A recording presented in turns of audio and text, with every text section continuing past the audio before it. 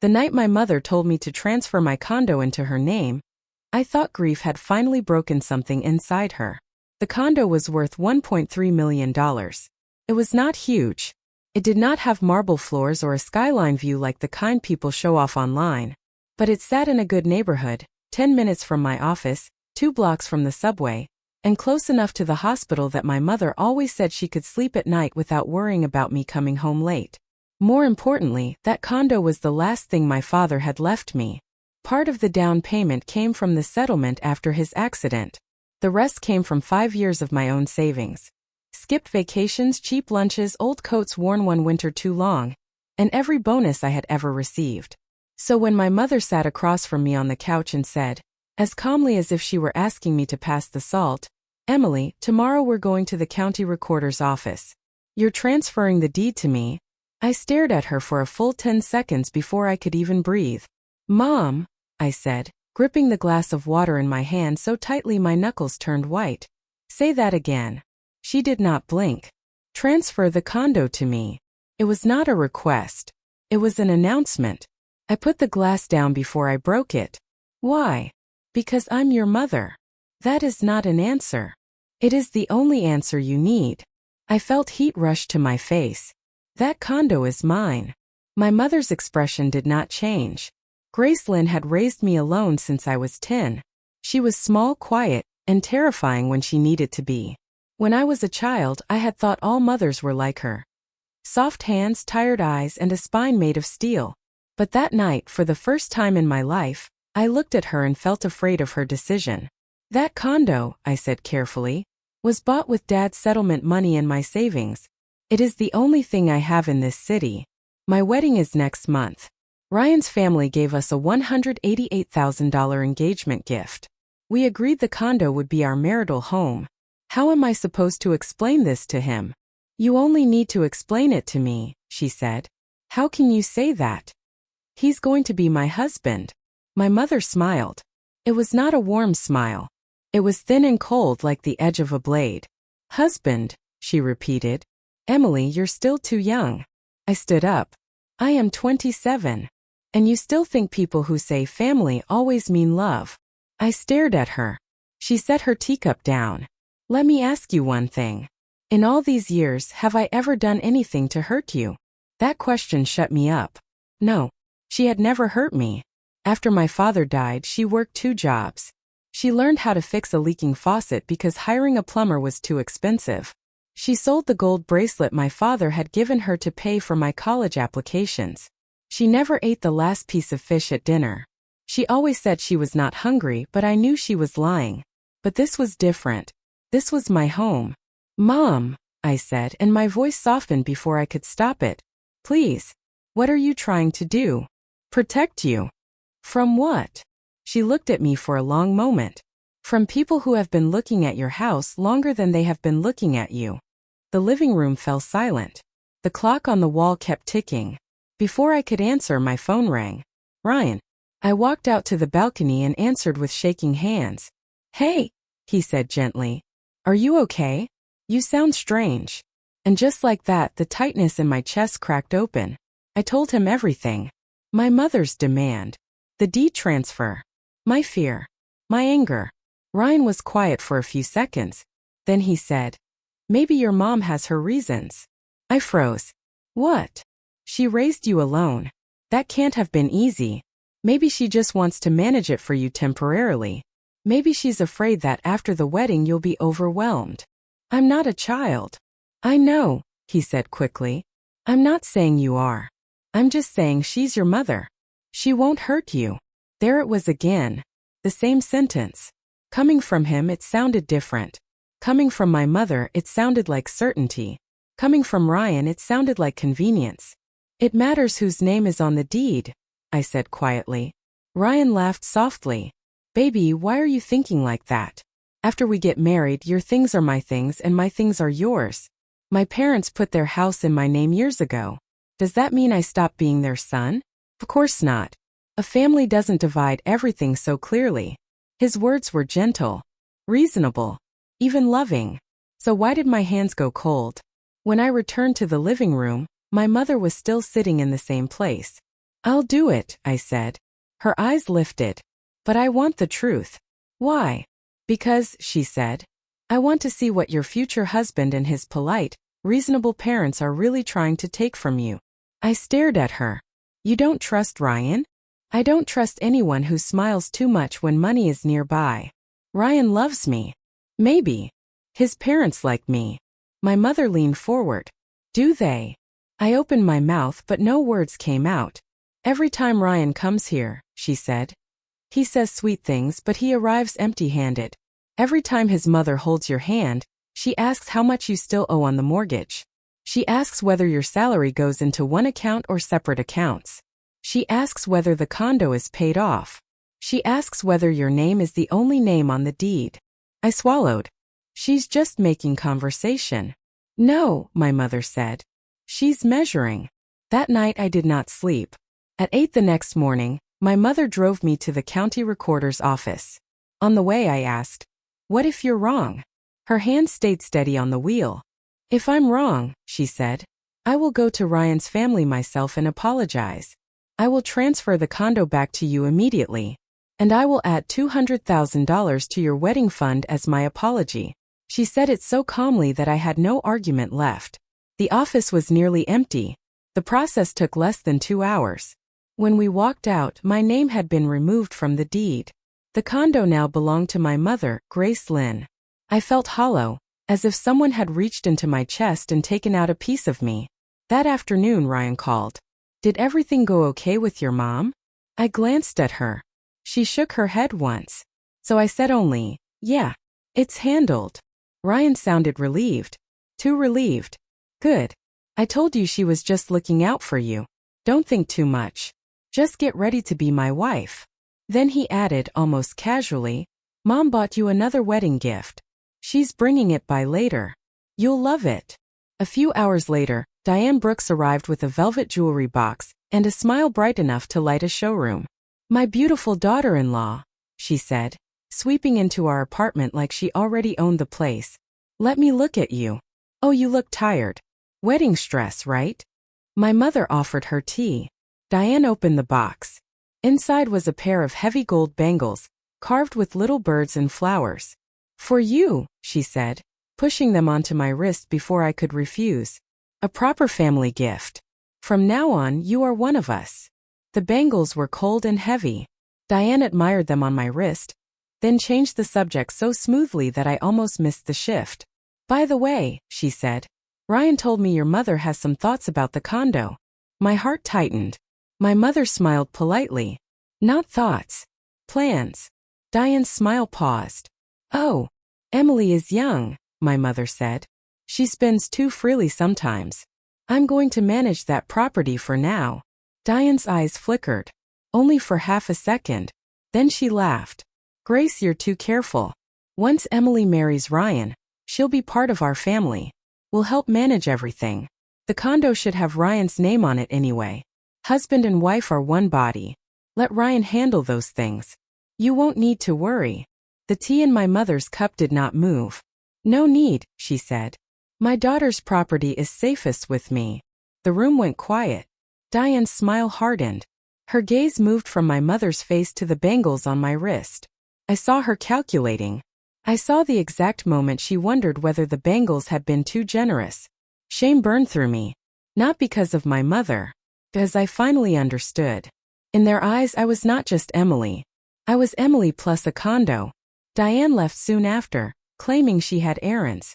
That night, Ryan came over without the strawberry cake he usually brought when he wanted to apologize for being late. He walked in with a dark face.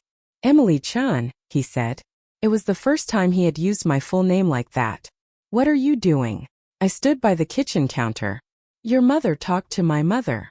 You embarrassed my mom. My mom told the truth. The truth. His voice rose. It's just a condo. Why are you guarding it like my family is trying to steal it? Do you think we're poor? Do you think we need your money? We're getting married. Why do you have to make everything so ugly? Every word landed like a slap I had not expected. My mother opened her study door. Ryan, she said, come in. I want to speak with you. He hesitated, then followed her inside. The door closed. I heard muffled voices. At first Ryan sounded defensive, then uncertain, then quiet. 10 minutes later he came out pale. "Baby," he said, taking my hand. "I'm sorry. I was emotional. Your mom explained it. I get it now." "What did she say?" "Just adult concerns. She wants to protect you." "I understand." His smile looked strained. He pulled me into a hug. "I don't care whose name is on the condo. I just want to marry you." I wanted to believe him. I needed to believe him. So I did. The next 2 weeks were peaceful. Diane did not mention the condo again. Ryan picked me up from work, helped choose flowers, sent me sweet messages, and talked about our honeymoon as if nothing had happened. For a while, I almost convinced myself my mother had been wrong. The night before the wedding, she called me into her room and handed me a folder. "What's this? If anything feels wrong tomorrow, give this to the wedding coordinator and ask them to put it on the big screen." I opened it. Inside was a certified copy of the deed transfer. Grantor, Emily Chun. Grantee Grace Lynn. Signed. Stamped. Recorded. "Mom," I whispered. "They haven't brought it up again." Not bringing it up is not the same as letting it go. I don't want to walk into my wedding like I'm going to war. My mother touched my hair. "A wedding is a mirror. By tomorrow, you'll know whether you're marrying a person or a demand." On the morning of the wedding, the makeup artist arrived before sunrise. I sat in front of the mirror in a white dress that made me look beautiful and like a stranger at the same time. My mother brought me a bowl of wonton soup, my favorite since childhood. "Eat," she said. "It'll be a long day." I managed 2 bites. "Mom, I'm scared." "Of what?" "I'm scared you're right. I'm also scared you're wrong." She said nothing. She only squeezed my shoulder. The door games, the bridesmaids, the laughter, the photos, everything happened exactly as planned. Ryan arrived in a dark suit holding a bouquet, handsome enough to make the room cheer. He knelt on one knee and looked up at me. "Emily," he said, "I'm here to take you home." His palm was sweaty when he held my hand. I told myself he was nervous too. In the wedding car, he kept my hand in his. "After today," he said, looking out the window, "you're my wife. My life is yours. Your life is mine." It sounded romantic. It also sounded rehearsed. At the hotel, Diane appeared in a purple silk dress and more jewelry than I had ever seen her wear. "My daughter-in-law," she said, fastening the same gold bangles around my wrist again. "Wear these. They're the Brooks family's sincerity." Her eyes held mine. "Remember, after today you belong to our family." My mother stood beside me. Her voice was low enough that only I could hear. "Don't be afraid. The truth is almost here." The ceremony was perfect. Music, flowers, vows, rings. Guests clapped. Cameras flashed. Ryan kissed my forehead and smiled like the luckiest man alive. Then the MC invited Ryan's father, Harold Brooks, to give a blessing. Harold walked onto the stage with the confidence of a man used to being obeyed. "Good afternoon, everyone," he began, holding the microphone. "Today is the happiest day of my life. My son Ryan is marrying Emily, a hardworking, capable young woman our family has admired from the beginning." Polite applause filled the hall. Harold continued, "Emily bought a condo in the city by herself. That is no small achievement." My smile froze. Across the room, my mother lifted her teacup. Harold looked directly at her. "Since the children are now one family, the adults should help them think long-term. Husband and wife should move in the same direction. Property, responsibility, future. Everything should be shared." Ryan sat very still beside me. Diane's smile widened. Harold's voice grew warmer, louder, more public. "So I would like to make a small suggestion in front of all our family and friends. Since that condo will be Ryan and Emily's marital home, I believe Ryan's name should be added to the deed. That way, the two of them will truly start their marriage as one." The hall went silent. 300 guests turned toward my mother. I felt humiliation flood my body so fast I almost could not breathe. They had chosen the wedding on purpose. They had chosen the stage, the microphone, the guests, the pressure, the white dress, the cameras, everything. They did not care about my dignity. They cared about getting an answer I could not refuse. I turned to Ryan. He was not looking at me. He was looking at my mother. waiting, hopeful. That was when the last soft part of my heart went quiet. My mother set down her teacup. She looked up at Harold and smiled. "Which condo?" she asked. Her voice was not loud, but the microphone on the table caught it clearly. Harold blinked. "I'm sorry. My daughter doesn't own a condo." The room went so still I could hear my own heartbeat. Diane stood up so quickly her chair scraped the floor. "What nonsense is this? Everyone knows Emily has a condo on Westbridge Avenue. Because of that condo, our family gave a $188,000 engagement gift." A ripple passed through the guests. There it was. The mask fell off in one sentence. My mother tilted her head, as if she had only just remembered. "Oh, that condo." She looked at Harold. "You're mistaken. That condo belongs to me." Harold's face changed color. "What are you talking about?" "The deed is in my name," my mother said. "Emily gave it to me as my retirement home. Tell me, Mr. Brooks, was your family planning to marry my daughter, or were you planning to marry an old woman's retirement property?" The room exploded with whispers. Ryan grabbed my wrist. "Emily, don't listen to this. There's a misunderstanding." I pulled my hand away. Then I stood. Under the eyes of everyone in that hall, I took the folder from my clutch and walked to the stage. The MC looked terrified. "Please put these documents on the screen," I said. A minute later, the giant screen behind us lit up. Certified deed transfer. Grantor, Emily Chun. Grantee Grace Lynn. The recording stamp was clear. The date was clear. The signatures were clear. A gasp moved through the entire hall. Diane's face drained of color. Harold looked like he might drop the microphone. My mother walked onto the stage and took the second mic. "My daughter grew up without a father," she said. "I raised her alone.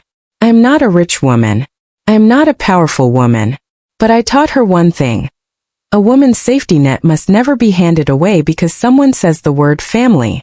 Her voice sharpened. "That condo is the only home my daughter owns. She was willing to live there after marriage. She was willing to build a life with Ryan. But your family stood at her wedding in front of everyone and tried to force her to give up her premarital property." She looked from Harold to Diane to Ryan. "Are you welcoming a daughter-in-law? Or are you looking for an investment opportunity?" No one spoke. Ryan rushed onto the stage. "Auntie, please stop. My family was wrong. We apologize." Then he turned to me. "Emily, I love you. I really love you. This was my parents' idea. Please don't end us over this." He knelt in front of me. A few guests covered their mouths. Someone whispered, "Oh my God." I looked down at the man I had loved for 3 years. Then I removed the ring from my finger. I took off the heavy bangles from my wrist. One by one, I placed them in his open hands. "Ryan Brooks," I said, "the wedding is over." His lips parted. "We're over." I turned, took my mother's arm, and walked out of my own wedding. Outside the hotel, the sunlight was soft and clear. My dress dragged behind me. My feet hurt from the heels. My makeup was probably ruined. But for the first time all day I could breathe. My mother called a taxi. "To the county courthouse," she told the driver. I turned to her. "Why?" Her face was calm. "Because you signed the marriage certificate 2 days ago. The ceremony may be over, but legally, you still have a mess to clean up." At the courthouse, my phone would not stop ringing. Ryan, Diane, Harold, unknown numbers. My mother silenced them all.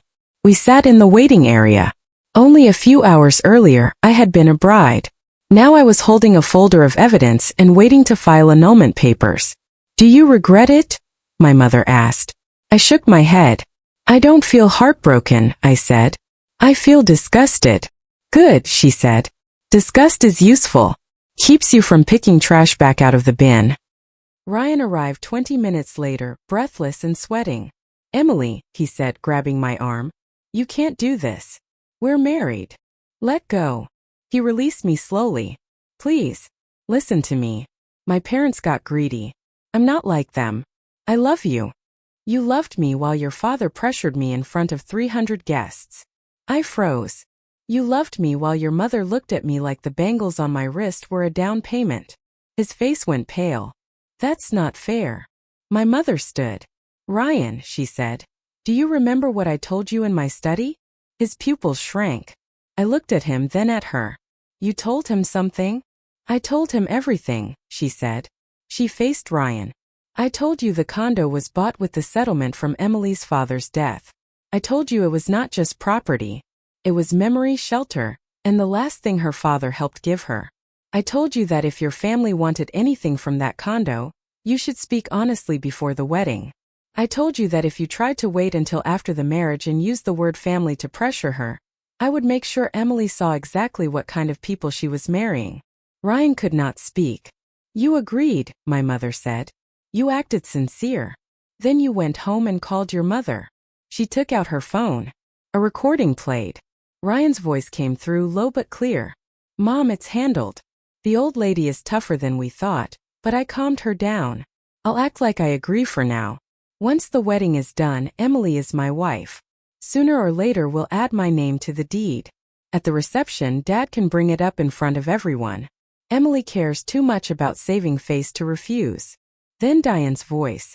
That's my son. Do it publicly. Once everyone hears it, she won't have the nerve to say no. The recording ended. The courthouse lobby felt colder than ice. Ryan looked gray. I stared at him, and whatever love remained in me turned to ash. I took my mother's phone, copied the recording to my own, and faced him. You can sign the annulment paperwork, I said. Or I can hand this recording to my attorney and attach it to every complaint I file if your family keeps harassing us. His shoulders collapsed. Emily, I'm not asking twice. He signed. The next morning, Diane came to our condo before breakfast with 3 relatives behind her. She pounded on the door. Emily Chan, open this door. You took our $188,000 engagement gift and humiliated my son. You think you can hide? Neighbors opened their doors. I was shaking with anger, but my mother stopped me. Don't give her the scene she wants. She called the police and recorded through the peephole until officers arrived. When Diane saw the police, she changed instantly. Officers, please help us. They tricked our family. They took our money, canceled the wedding, and now they won't even speak to us. My mother opened the door. Calmly, she showed the officers the wedding video, the courthouse annulment papers, and the recording of Diane and Ryan's plan. Then she said, We are prepared to return the engagement gift. But they will return every item they gave Emily and sign a written settlement acknowledging that the wedding ended because they publicly pressured her over premarital property. Diane's tears stopped. 3 days later, we met in an attorney's office. My mother placed a cashier's check on the table. The engagement gift, she said. $188,000. Then she opened a small velvet box. The jewelry your family called heirloom gold was appraised yesterday. Gold-plated brass. Total market value. Less than $8,000. Diane's face turned purple. Harold clenched his jaw. My mother slid a document across the table. The settlement is simple. We return your money. You return our dignity in writing. You admit there was no fraud by my daughter. You stop contacting her. You stop spreading rumors. And you pay for the documented wedding expenses caused by your public demand. Harold looked as if he wanted to shout. But he did not. Because the recording sat on the table between us. In the end they signed. A week later my mother transferred the condo back to me. When I saw my name on the deed again, I expected to feel safe. Instead, I understood something deeper. The condo mattered. But it was not my only shelter. My real shelter was the clarity my mother had forced me to find. It was the ability to say no when everyone else expected me to smile. It was the knowledge that love without respect is just a prettier cage. That afternoon, while helping my mother clean a cabinet, I found an old photo album. Inside was a picture of my grandmother as a young woman. She had bright eyes, soft curls, and a smile so much like mine that it made my chest ache. On the back of the photo, written in fading blue ink, were the words, "May my daughter live bravely and be loved well." My mother held the photo for a long time. Then she whispered, "Mom, I did it. I protected our girl." I finally understood why she had been so harsh. Years earlier, my grandmother had trusted a man who loved her inheritance more than he loved her. By the time she realized the truth, she had lost her family's property, her savings, and the bright life she had once believed in. My mother had spent her whole life carrying that story like a warning bell. When she met Ryan and his parents, she heard it ring. She did not transfer my condo to steal it. She transferred it to light the fuse. And when the Brooks family gathered around that fuse with matches in their hands, they showed me exactly who they were. I kept the photo of my grandmother in my wallet after that. Not because I wanted to remember pain, because I wanted to remember the women before me who paid for wisdom with their lives, their love, and their silence. I would not pay the same price. My wedding dress went into the trash. My old phone number was disconnected. My condo stayed mine. And every morning after that, when sunlight poured through the kitchen window, I made coffee in the home my father left me, the home my mother saved for me, and the home I would never again offer to anyone as proof that I was worthy of love. I was already worthy. The right person would know that without asking for my deed.